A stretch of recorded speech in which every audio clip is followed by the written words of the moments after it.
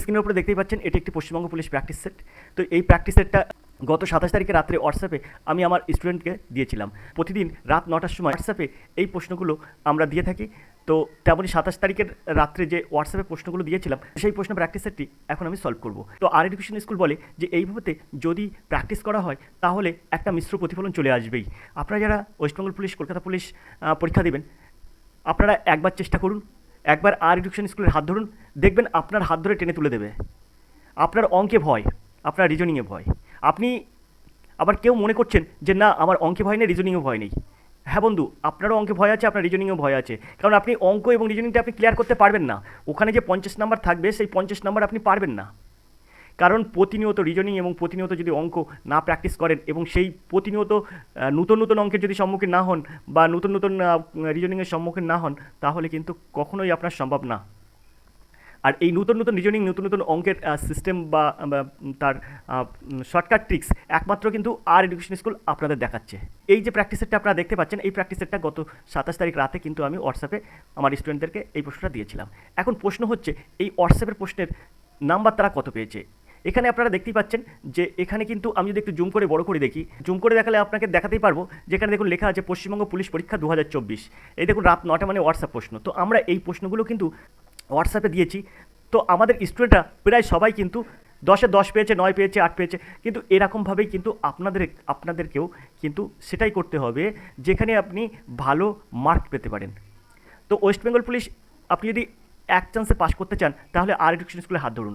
এরকম বিভিন্ন প্রশ্নের সম্মুখীন হন, প্র্যাকটিস করুন, অঙ্ক করুন। অঙ্ক দেখলেই আপনি কীভাবে উত্তর করতে পারবেন সেই সব প্রসেসগুলো শিখুন, দেখবেন আপনার উপকারে আসবেই আসবে। আর এডুকেশন স্কুল আপনাকে আপনার হাত ধরতে চায় এবং আপনার হাত ধরে কলকাতা পুলিশ এবং ওয়েস্ট বেঙ্গল পুলিশ পরীক্ষায় উত্তীর্ণ হতে আপনাকে সাহায্য করতে চায়। তো কেন বন্ধু দূরে থাকবেন? আপনি যদি এরকম হোয়াটসঅ্যাপে প্রশ্ন পেতে চান, এছাড়াও যদি ক্লাসে যুক্ত হতে চান, তাহলে অবশ্যই ফোন করুন এই নাম্বারে 85-309-82-506। এই নাম্বারে যদি আপনি ফোন করেন রাত 10টা থেকে 11টার মধ্যে ফোন করুন, অবশ্যই আপনারা হেল্প পাবেন। আর এই হেল্প আপনার কাজে অবশ্যই লাগবে। তাই বন্ধু দেরি করবেন না। আপনি যত তাড়াতাড়ি হাত ধরবেন তত শীঘ্রই কিন্তু আপনি অঙ্কের সমাধান পাবেন। এবং অঙ্ক আপনার দেখলেই কিন্তু আপনি অঙ্ক দেখলেই কীভাবে অঙ্ক সমাধান করতে পারবেন তা আপনি কিন্তু বিভিন্ন রকম টিপস এবং ট্রিক্স পেয়ে যাবেন। তো হাত ধরুন, অবশ্যই আপনি ওয়েস্ট বেঙ্গল পুলিশ, কলকাতা পুলিশে উত্তীর্ণ হবেনই। তো কথা না বাড়িয়ে আমরা চলে যাব এই আজকে গত 27 তারিখের রাতে যে প্রশ্নটা পাঠিয়েছিলাম তার সমাধান করতে। দেখুন একের দাগের প্রথম প্রশ্ন আমরা এখানে দেখব। তো একের দাগের প্রশ্ন দেখব, প্রশ্নটা আমরা উপরের দিকে তুলে নিই। তো ওপরে যেটা লেখা আছে আপনারা দেখতেই পাচ্ছেন, এখানে লেখা আছে পশ্চিমবঙ্গ পুলিশ পরীক্ষা 2024 লেখা আছে, দেখতেই পাচ্ছেন রাত 9টায় হোয়াটসঅ্যাপ প্রশ্ন। তো আর এডুকেশন স্কুল সবসময় এই প্র্যাকটিস সেটগুলো কিন্তু দিনের শেষে একবার করে হলেও স্টুডেন্টদেরকে দেয়। স্টুডেন্টরা সেগুলো কিন্তু সমাধান করে এবং খুব ভালো রেজাল্ট করলে তবে স্টুডেন্টও আনন্দ পায়, যিনি পড়ান তিনিও কিন্তু আনন্দ পান। তাই আপনাদেরকে বলছি আর এডুকেশন স্কুলে হাত ধরুন, অবশ্যই আপনি উত্তীর্ণ হতে পারবেন। আমরা একের দাগের প্রশ্ন দেখব। একের দাগের প্রশ্ন আছে ভারতীয় জাতীয়তাবাদের পিতামহ কাকে বলা হয়। কোথায় পড়েছেন আপনি এরকম প্রশ্ন?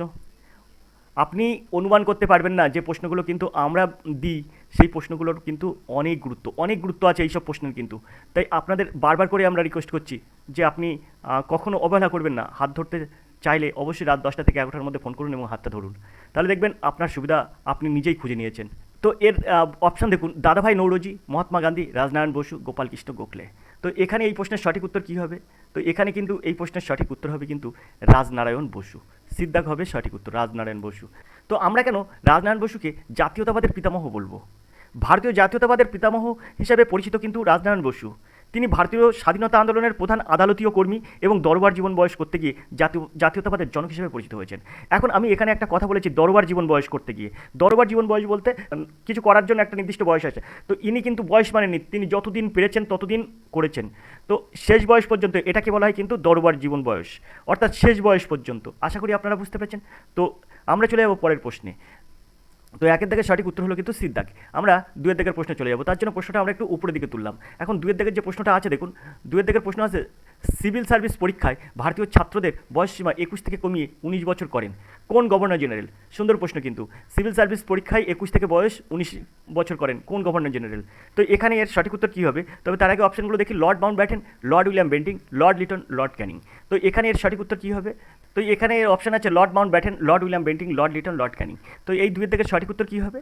তো এখানে এর সঠিক উত্তর হবে কিন্তু এই যে দুয়ের দাগের সঠিক উত্তর হবে এই যে সির দাগ, লর্ড লিটন।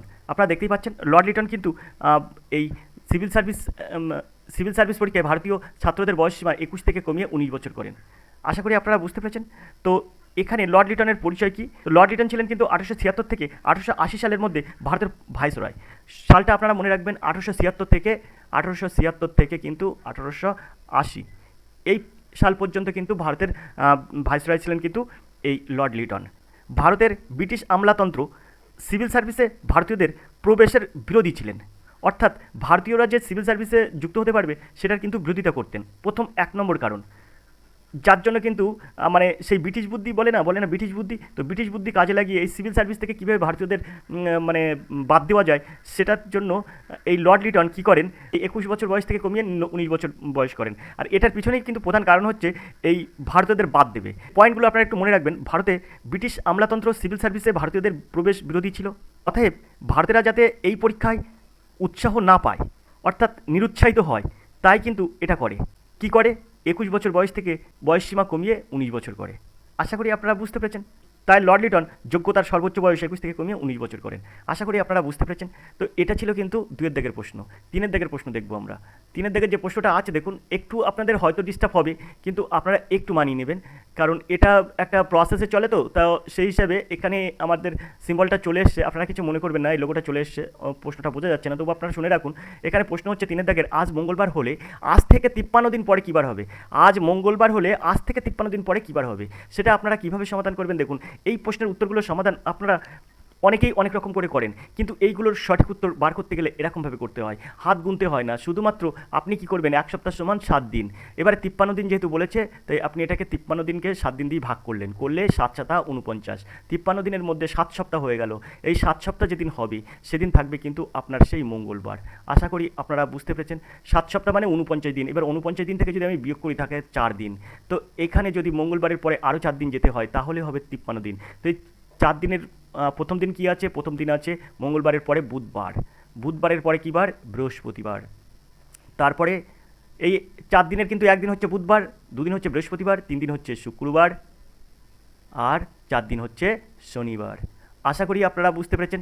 তো এখানে বিদ্যা হবে সঠিক উত্তর। শনিবারে কিন্তু মানে নির্দিষ্ট দিন, অর্থাৎ 53 দিনে কিন্তু আপনার হবে শনিবার। আশা করি আপনারা বুঝতে পেরেছেন। আমরা চলে যাবো 4-এর দাগের এই প্রশ্নে। প্রশ্ন আছে, 4টি দ্রব্যের বিক্রয় মূল্য যদি 5টি দ্রব্যের ক্রয় মূল্যের সমান হয় তবে শতকরা লাভের পরিমাণ কত? খুব সুন্দর একটি প্রশ্ন। শতকরা লাভের পরিমাণ কত, এটা যদি আপনাকে দেখাতে হয় তাহলে আপনি একটা জিনিস মনে করবেন যে আগে মনে করবেন যে 5টি দ্রব্য আপনি ক টাকায় কিনেছিলেন। তো আপনি মনে করুন 5টি দ্রব্য কিনেছেন 5 টাকায়, 5টি দ্রব্য কিনেছেন ক টাকায়? 5 টাকায়। তাহলে একটা দ্রব্যের ক্রয় মূল্য কত এসছে? সেটা কিন্তু ক্রয়। আর এখানে মানে জিনিসটার মানে কটি জিনিস সেটা। তো এখানে আপনি 5টি জিনিস কিনেছেন 5 টাকায়, একটি জিনিস কিনেছেন কত? তা 5/5, অর্থাৎ এই পাশে এই পাশ কাটলে 1 টাকায় একটা জিনিস কিনেছেন। তো 1 টাকাতে একটা জিনিস কিনেছেন, আর 1 টাকায় যদি আপনি একটা জিনিস কিনেন তাহলে 4টি জিনিস কিনতে আপনার ক টাকা লাগবে? 4টি জিনিস কিনতে 1 গুণ 4, তাহলে আপনার কত হবে? 4 টাকা। একটা জিনিস যদি 1 টাকায় কেনেন, 4টি জিনিস আপনি কিনছেন কত টাকায়? 4 টাকায়। কিন্তু কী করছে, 4টি দ্রব্যের বিক্রয় মূল্য যদি 5টি দ্রব্যের ক্রয় মূল্যের সমান হয়, তো 5টি দ্রব্য কিনেছিলেন ক টাকায়? 5 টাকায়। তো 4টি দ্রব্য কী করছেন? 4টি দ্রব্য বিক্রি করছেন সেই 5 টাকায়। তাহলে 4টি দ্রব্য যখন 5 টাকায় বিক্রি করছেন 5 টাকায়, তখন আপনার লাভ হচ্ছে কত? তখন কিন্তু 4টি দ্রব্য কিনেছিলেন কিন্তু 4 টাকায়, কিন্তু যখন বিক্রি করছেন তখন 4টি দ্রব্য বিক্রি করছেন কত? 5 টাকায়। তাহলে লাভ কত? তাহলে লাভ সমান 5 বিয়োগ 4 সমান 1 টাকা। ক টাকায় 1 টাকা লাভ করছেন? আপনি ক টাকায় 1 টাকা লাভ করছেন? আপনি 4 টাকায় 1 টাকা লাভ করছেন। তাহলে আপনাকে কি করতে হবে? তাহলে আপনাকে কিন্তু এইভাবে করতে হবে। আপনি লিখলেন 4 টাকায় লাভ, 4 টাকায় লাভ 1 টাকা। 1 টাকায় লাভ কত? 1 টাকায় লাভ 1/4 টাকা। আর 100 টাকায় লাভ কত? তাহলে ইন্টু 100। এটা কিন্তু আমি আপনাদের বুঝিয়ে দেওয়ার শর্তে কিন্তু এটা করলাম এরকমভাবে, কিন্তু এখানেই কিন্তু পরিষ্কার হয়ে যায়। আপনি 100কে ওই 4 দিয়ে ভাগ করবেন, ব্যাস আপনার হয়ে যাবে 25। সেই 25টাই কিন্তু এখানে এর সঠিক উত্তর, অর্থাৎ শতকরা লাভের পরিমাণ হচ্ছে 25%। কিন্তু আপনাদের জাস্ট এখানে একটু বুঝিয়ে দিলাম যে এই ক্যালকুলেশনটা আসে কিন্তু এইভাবেতে। আশা করি আপনারা বুঝতে পেরেছেন। আর আমার দেওয়া প্রশ্নের উত্তরের সমাধানে যদি আপনারা সন্তুষ্ট হন, ভিডিওটিতে একটি লাইক করবেন। যদি আপনার মনে হয় যে এটা হোয়াটসঅ্যাপে প্রশ্ন পাবেন বা পেতে পারেন, তাহলে অবশ্যই আপনি ফোন করবেন 85 3 9 82 506। ফোনের নাম্বার আপনি শুনলেন আপনি সময়টা এখনও শোনেননি, তাই সময়টা বলে দিচ্ছি, রাত 10টা থেকে 11টার মধ্যে আপনি ফোন করবেন। আপনার যে কোনো প্রশ্নের প্রবলেম সলভ করে দেবে এই আর এডুকেশন স্কুল। আশা করি আপনারা বুঝতে পেরেছেন। চলে যাবো 5-এর দাগের প্রশ্নে। 5-এর দাগের প্রশ্ন যাবো, তবে প্রশ্নটা আমি একটু উপরের দিকে তুলবো। তো 5-এর দাগের প্রশ্ন উপরের দিকে তোলার পরে আমরা দেখবো এখানে 5-এর দাগের প্রশ্ন কী আছে। মানব চিকিৎসায় অস্ত্রোপচারে বর্তমানে বহুল প্রচলিত, যার ফলে অনেক মানুষ সুস্থ হয়ে যায়। এই চিকিৎসাবিদ্যার জনক কে? ভালো করে প্রশ্ন বুঝবেন। মানব চিকিৎসায় অস্ত্রোপচার বর্তমানে বহুল প্রচলিত, যার ফলে অনেক মানুষ সুস্থ হয়ে যায়। অর্থাৎ আপনারা সবাই শুনেছেন যে আপনার যদি শরীরের ভিতরের স্থানে কিছু হলে আপনারা অবশ্যই শুনেছেন যে ওটি করতে হয়। এই অস্ত্রোপচার, ওটি করতে গেলে যে অস্ত্রোপচার করতে হয়, বা যে কোনো একটা জটিল কোনো আপনার সমস্যা হলে শরীরে, তাহলে যে অস্ত্রোপচার করতে হয়, এই অস্ত্রোপচার বিদ্যার জনক কে? চিকিৎসাবিদ্যায় অস্ত্রোপচার বিদ্যার জনক কে? তো এখানে আপনারা দেখুন অপশান আছে বি আর আম্বেদকর, অর্থাৎ ডক্টর বি আর আম্বেদকরের কথা কিন্তু এখানে বলা হয়েছে। ডক্টর হরগোবিন্দ খুরানা, তারপরে চিকিৎসাবিদ সুশ্রুত, আর আরব চিকিৎসক ইবনে সিনা। তো এখানে এর সঠিক উত্তর কিন্তু অবশ্যই চিকিৎসাবিদ সুশ্রুত। তো অবশ্যই সুশ্রুত ছিলেন কিন্তু এই অস্ত্রোপচার বিদ্যার জনক। আশা করি আপনারা বুঝতে পেরেছেন। তো এখানে সিদ্ধার্থ হবে সঠিক উত্তর। দেখুন এরম প্রশ্ন ঘুরিয়ে ফিরিয়ে কিন্তু প্রশ্ন পড়বে, আর একমাত্র আর এডুকেশন স্কুল আপনাদের কিন্তু এই পথটা দেখায়। আপনি মানে কিছু লেভেল প্রশ্নের সম্মুখীন হচ্ছেন, কিন্তু আপনি আপনার লেভেলের কিছু প্রশ্নের সম্মুখীন হচ্ছেন, কিন্তু আপনি নিজেও ধারণা করতে পারছেন না একটা সাধারণ জিনিস পড়ে। পরীক্ষায় একটা সাধারণ জিনিস পড়ে, কিন্তু সেটা অসাধারণের মতো, যেটা আপনি মিস করে গেছেন। যেমন আপনাকে বললো এক্স রে, এটা আবিষ্কারককে, আপনি অনেক কিছু পড়েছেন, অনেক আবিষ্কারকের নাম পড়েছেন, কিন্তু এক্স রে আবিষ্কার করেন ও আমি পড়ে নেবো, এইটুকু যে বলেছেন, কিন্তু আপনি কিন্তু এখনও পর্যন্ত অনেকেই জানেন না এক্স রে কে আবিষ্কার করেন। অথচ এটা কিন্তু একটা কমন প্রশ্ন। কোনো কোচিং কিন্তু আপনাকে এরম প্রশ্ন করবে না, আপনাকে একটা অনেক প্রশ্নের সমাধান করবে, কিন্তু সাধারণ প্রশ্নের সমাধান করবে না। তাই একমাত্র আর এডুকেশন স্কুলের হাত ধরুন, আপনি অনেক প্রশ্নের সম্মুখীন হতে পারবেন, এবং আপনার মনে হবে অঙ্ক এবং রিজনিং একেবারে ইজি, এটুকু আপনার মনে হবে। আশা করি আপনারা বুঝতে পেরেছেন। আমরা এখানে যে 5-এর দাগের প্রশ্নের উত্তর করলাম, অর্থাৎ চিকিৎসাবিদ সুশ্রুত, এর সাথে সাথে আপনাদের কাছে একটা প্রশ্ন রাখতে চাই। প্রশ্নটা হচ্ছে, যদি এখানে সুশ্রুত যদি অস্ত্রোপচার বিদ্যার জনক হয়, তাহলে আমি আরেকজনের নাম বলছি, তিনি কোন বিষয়ের জনক? তিনি হলেন চরক। সুশ্রুতের সঙ্গে আমি চরকের নাম লিখে দিলাম। এই চরক, ইনি কোন বিদ্যার জনক? আশা করি আপনারা প্রশ্নের উত্তরটা দেবেন, কমেন্টের উত্তরটা দেবেন। তো দেখুন, যেটা কমেন্ট করতে বলি, সেটা আপনারা যদি কমেন্ট করেন, তাহলে কি হয়, আপনার ভুলটা কিন্তু অনেকটা শুধরে যায়। এখন আপনারাই বুঝবেন যে আপনি দেবেন কি এমনি মনে মনেই বলবেন, সেটা আপনার ব্যাপার। আর এডুকেশন স্কুল আপনাকে জোর করবে না, শুধু আর এডুকেশন স্কুল আপনার সঠিক পথটা দেখাবে। পথে অনেক উঁচু নিচু থাকবে, আপনার সেই পথটা টপকে যেতে হবে। চলুন চলে যাই 6 দাগের প্রশ্নে। 6 দাগের প্রশ্ন দেখব কী আছে। তো এখানে দেখুন 6 দাগের যে প্রশ্নটা আমরা এখন দেখব, সেটা হচ্ছে দুটি সংখ্যার গসাগু ও লসাগু 11 এবং 385। সংখ্যা দুটি কী কী? আর এডুকেশন স্কুল এইরকম অঙ্কের সমাধান কিন্তু সেকেন্ডে করে, আর স্টুডেন্টদেরকে কিন্তু সেইভাবে তৈরি করে। তাই এটা দেখার সাথে সাথে কীভাবে আপনি উত্তর করবেন, এটা দেখার সাথে সাথে আপনাকে করতে হবে কি, 11 দিয়ে এটাকে ভাগ করতে হবে। করলে আপনার উত্তর হয়ে যাবে 35। আর যখন আপনার 35 উত্তর হবে, তখন আপনি এই 35কে দুভাগে ভাগ করবেন। একটা হচ্ছে 1 গুণ 35, আর একটা হচ্ছে 5 গুণ 7। দেখুন আর কোনো মৌলিক সংখ্যা পরস্পর গুণ করলে হয় না, 35 শুধু এই দুটো দিয়েই ভাঙানো যায়। তাই আপনার প্রথমেই দেখতে হবে সংখ্যা জোড়া হবে দুটি সংখ্যা জোড়া হবে। তাহলে দেখুন একমাত্র অপশানে দুটি সংখ্যা জোড়া আছে 1-এর দাগ, তাই 1-এর দাগটা হবে সঠিক উত্তর। আর কোথাও কিন্তু সংখ্যা জোড়া দেওয়া নেই। এখন এখন আপনি বলতে পারেন যে দাদা এই বা স্যার এই অঙ্কটা আমরা বুঝলাম না কি দুজোড়া সংখ্যা হতে পারে, কিন্তু দুজোড়া সংখ্যা যে ওইটা হবে কী করে আপনি বুঝবেন? হ্যাঁ ভাই, বুঝতে পারবেন এরকমভাবে। এই যে লসাগু, এই যে গসাগু আছে না, গসাগুকে সবসময় ক্যালকুলেশন করতে হয়। 11 গুণ এই একটা দিয়ে আমি ক্যালকুলেশন করব, তাহলে 11 গুণ 1, তাহলে 11 1 11, আর 11 গুণ 35, এই যে 35 আছে, এই 35, তাহলে 11 35 11 কত? 35 11 385। তো দেখুন এই একটা কাপল হয়ে গেল, কিন্তু এই একটা কাপল 11 আর 385, এই একটা জোড়া হয়ে গেল। বুঝতে পেরেছেন? আরেকটা জোড়া কোনটা? আরেকটা জোড়া হচ্ছে এই যে 5 আর 7। তো 11টা আমরা ফিক্সড রাখবো, 11 গুণ 5 55, আর 11 গুণ 7 তাহলে কত হবে? 77। আশা করি আপনারা বুঝতে পেরেছেন। তো এই একটা কাপল হয়ে গেল, আর এই একটা কাপল। তাহলে কত সুন্দরভাবে এই অঙ্কগুলোর সমাধান হয়। আর এডুকেশন স্কুল আপনাকে 15 থেকে 20টা গসাগু করাবে, আর এই 15-20টা গসাগুর মধ্যে যদি আপনার কোনো পরীক্ষায় কোনো এক্সামে যদি গসাগু যে অঙ্ক আসবে তা যদি না পান, তাহলে আপনাকে কি বলেছি। তো এই 15-20টা লসাগু বা গসাগুর প্র্যাকটিস সেট আমাদের কাছে আছে, আপনি চাইলে পেতে পারেন। ফোন করবেন 85 3 9 82 506। আর এইগুলোই কিন্তু এইগুলোর থেকেই আপনি যে কোনো কম্পিটিটিভ পরীক্ষায় পাবেন। তো হাত ধরতে চাইলে সঠিক হাতটা ধরুন, আপনাদের কিন্তু বারবার বলে দিচ্ছি। আমরা একটু উপরের দিকে তুলব। উপরের দিকে ওপরের দিকে তোলার পরে আমরা 7 দাগের এই প্রশ্নটা দেখব। 7 দাগের প্রশ্ন আছে, দেখতেই পাচ্ছেন যে এটা এখানে কিন্তু ডট ডট দিয়ে রেখেছে, ডট ডট দিয়ে একটা কমা দিয়েছে, তার মানে এদিকে আরও সংখ্যা হতে পারে। হ্যাঁ, তো এখানে আছে, তারপরে দেখুন 52, এখানে আছে 63, এখানে আছে 94, এখানে আছে জিজ্ঞাসা চিহ্ন, এখানে 18, এখানে 1। এবারে আপনাকে বলছে যে জিজ্ঞাসা চিহ্নের স্থানে কোন সংখ্যা বসবে। এই জিজ্ঞাসা চিহ্ন আপনার কিন্তু এগুলো কিন্তু কিছু করতে হবে না, মানে এই সংখ্যাগুলো কিছু না। এই যে শাড়িটা তৈরি হয়েছে, এই শাড়িতে এই জিজ্ঞাসা চিহ্ন স্থান আছে, এখানে আপনারা দেখতেই পাচ্ছেন। এই জিজ্ঞাসা চিহ্ন স্থানটায় আপনাকে কত বসালে এটা সম্পূর্ণ হবে সেটা আপনার কাছে জানতে চেয়েছে। আর এডুকেশন স্কুল এরকম রিজনিং কিন্তু তৈরি করে। তাহলে আপনি এই প্রশ্নটার সমাধান আমাকে কমেন্ট করবেন। এই রিজনিংয়ের মধ্যে কিন্তু অনেক ট্যালেন্ট আছে, অনেক ট্যালেন্ট। তাই আপনি যদি এই রিজনিংয়ের সঠিক উত্তর করতে পারেন তাহলে বুঝবো ভাই আপনি অনেক ট্যালেন্ট আছেন। তাই আর এডুকেশন স্কুলের একটাই রিকোয়েস্ট, 7 দাগের প্রশ্নের সমাধান ক্লাসটি যারা দেখবেন অবশ্যই সবাই করবেন। তাহলে আপনি দেখবেন যে আপনি যে ট্যালেন্ট সেটা কিন্তু আর এডুকেশন স্কুল বলে দেবে। নাম ধরে কিন্তু আপনাদের এই প্রশ্নের সমাধান করলে আপনাদের নাম ধরে কিন্তু ক্লাসে আলোচনা করা হবে যে এই প্রশ্নটার উত্তর কিন্তু এই স্টুডেন্ট ঠিক করেছে। অর্থাৎ আর এডুকেশন স্কুলের এই যে প্রশ্নটা কিন্তু বিকল্প প্রশ্ন। আপনারা ভাববেন এবং এর সঠিক উত্তরটা অবশ্যই কমেন্ট করবেন। আমরা 8 দাগের প্রশ্নে চলে যাব। 8 দাগের প্রশ্ন কী আছে? 8 দাগের প্রশ্ন আছে, দেখুন 1 স্কোয়ার 2 স্কোয়ার 3 স্কোয়ার প্লাস এই দিয়ে এরকম, এটা সমান 385 আর এটা সমান কত। তো এই অঙ্কগুলো আপনি কীভাবে সহজে সমাধান করবেন? অঙ্কগুলো খুব ইন্টারেস্টিং একটা অঙ্ক, দেখলে আপনার ভয় লেগে যাবে কিন্তু কিছুই না। কিছুই না বলতে কি, এইটা যে আপনি এইখান থেকে একটা কাজ করবেন। দেখুন আমি এখান থেকে একটা সিম্পল 2 স্কোয়ার কমন নেব। 2 স্কোয়ার কমন নিলে দেখুন এখানে কিন্তু 1 এসে যাবে, 1 স্কোয়ার প্লাস 2 স্কোয়ার আপনার কিন্তু এখানে এসে যাবে। তারপরে দেখুন প্লাস 3 স্কোয়ার এরকম এসে যাবে। আশা করি আপনারা বুঝতে পেরেছেন।